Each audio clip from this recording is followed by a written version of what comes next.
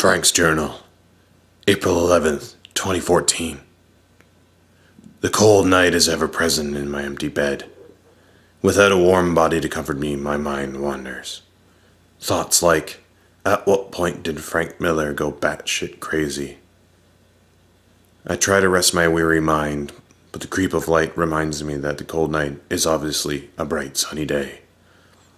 I decide to get up and move my aching striped body. I head to the fridge as the growl from my empty stomach reminds me of the emptiness of a Michael Bay film. Sadly, the hollow inside only cements the fact that there is no solace for my battered soul. I go to the couch to drown myself in sorrow so deep I may never return. I stare into it, and he stares back. It's then that I am reminded of a friend. I cast aside this pit of sin and wallow and reach out into a humbling way. No. I'm sorry, Frank. You can give me all the sad eyes you want, but I am not watching that movie. Not a chance. I saw it in theaters, and I nearly walked out, and I've never done that in film before.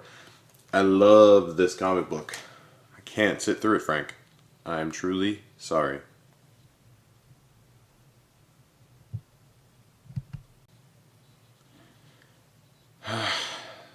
Guess if you're gonna give me those sad eyes, we can check out Watchmen.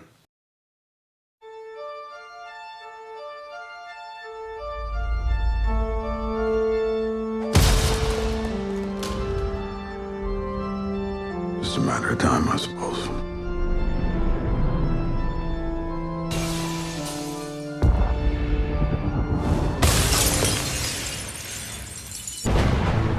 Watchmen. One of us died tonight. Somebody knows why. Somebody knows. Watchmen are over. What do you suggest we do about it? Retribution. The world will look up and shout, "Save us." And I'll whisper, "No."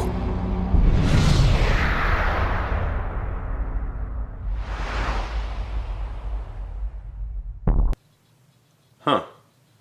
Well, this is kind of awkward. I remember watching Watchmen in theaters when it first came out. I was actually pretty excited for it. I actually just finished reading the comic book for the first time, and I was really in the mood to go see the movie.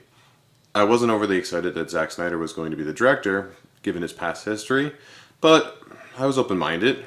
Figured could use a bit of style. It's an interesting comic book. And hell, Alan Moore adaptations have gone pretty well so far in the past, even if he doesn't agree. So, when I came out of the theater, I was horrified. I thought it was a terrible movie. I thought they cut out some of my favorite characters, they extended action scenes for the sake of action scenes, they threw in songs for the sake of songs. It just was a jumbled mess of style over substance, and they missed a lot of what the comic book had. So, I decided to take a look. See what else I missed. Maybe I'm wrong. Second opinions sometimes make a difference. So I picked up this DVD, and it turns out it's actually the director's cut, which is an additional 24 minutes longer. That pushes this movie into the 3-hour category. We're talking Lord of the Rings theatrical cut kind of territory. And I'm actually quite surprised that the studio allowed this much filming to happen. Clearly they didn't allow it to go to theaters that way, but they at least allowed Zack Snyder to film his movie that he wanted. And I've got two revelations here. First off, I like the director's cut. I actually think it's a good movie. I'll get into that in a second. The second revelation is, I think I might have a different opinion on Zack Snyder now. Now, before, I always thought Zack Snyder was just some hack job Tarantino wannabe. Somebody who was just loving style, loving songs, throwing it all together, but not really having a focused plan. But now, after watching this, I still feel a little bit of that, but I feel he's very subjugated to the studio's pressure. I think Tarantino's very lucky. He started off in the early 90s when independent film was still very large and big and he could do his own thing. Then he made his mark, and then studios were just bending over backwards for him. With Zack Snyder, it was sort of the opposite. He was after that independent film revolution. Studios really wanted solid, bankable products that they could put their names on and put out into theaters.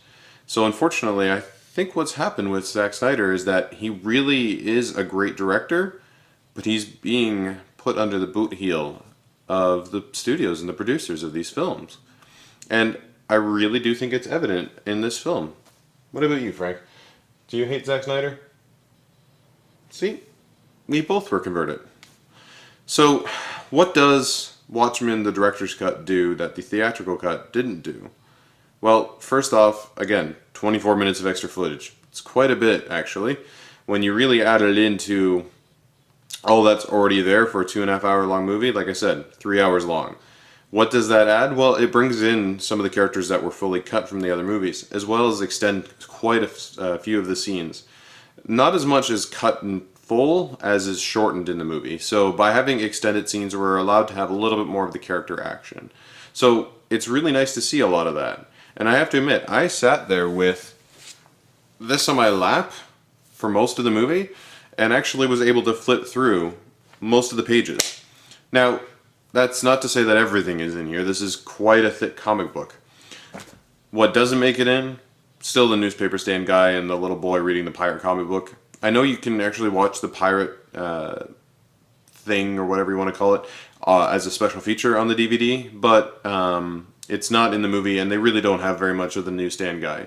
In fact, they're there, but they don't really have any dialogue, so whatever.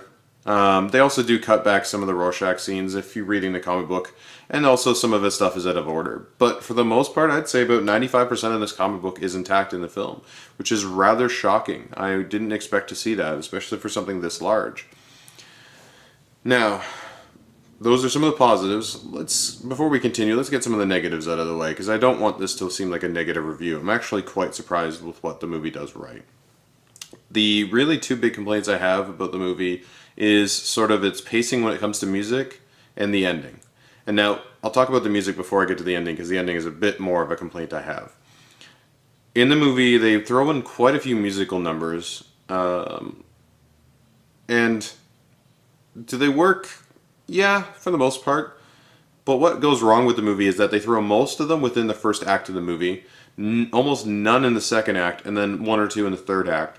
You get really bombarded by the musical moments, the musical montages right off the bat, and it loses a lot of its punch, a lot of its panache, if you want to call it that. It really doesn't feel right. You're just one musical number after another after another. And the musical choices, well, aren't bad, they aren't interesting.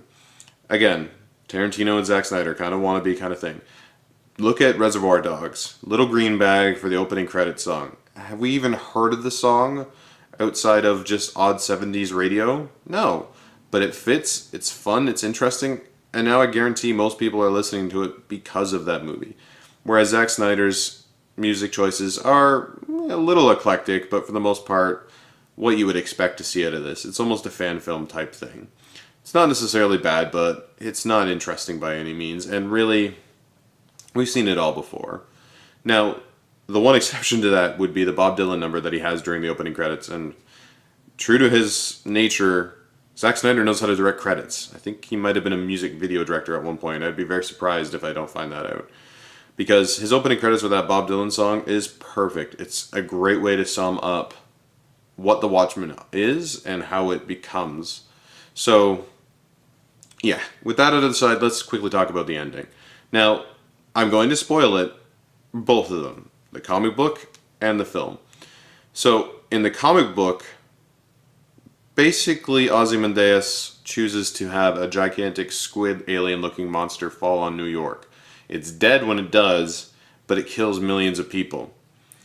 The purpose of that is so the world will unite against this common alien foe.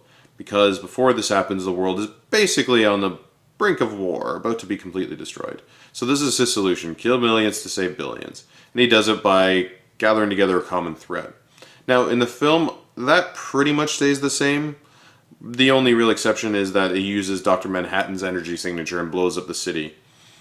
How do I feel about that?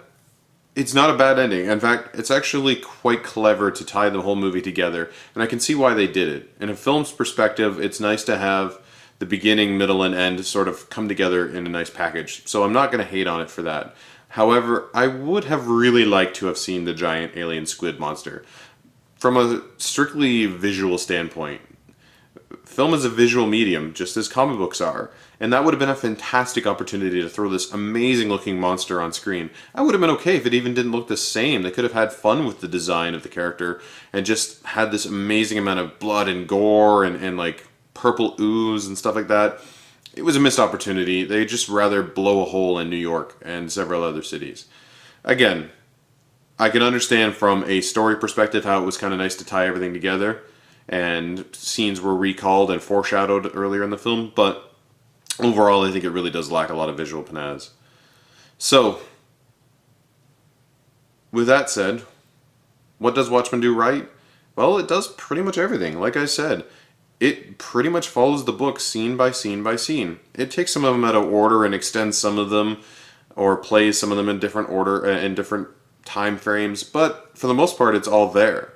We lose some of the character moments again, but that has to happen. It's still a long movie, but yeah, it's there, and I'm really shocked. I'm really surprised. They kept a lot of the characters that I wanted to see. They left a lot of the scenes that were in there, so not sure what it was that I didn't like about the first one, but it turned out to be a pretty good movie. So yeah, I'll give it a thumbs up. What did you think, Frank? You want to be Rorschach? Have fun. Don't think there's very many criminals in our city, though.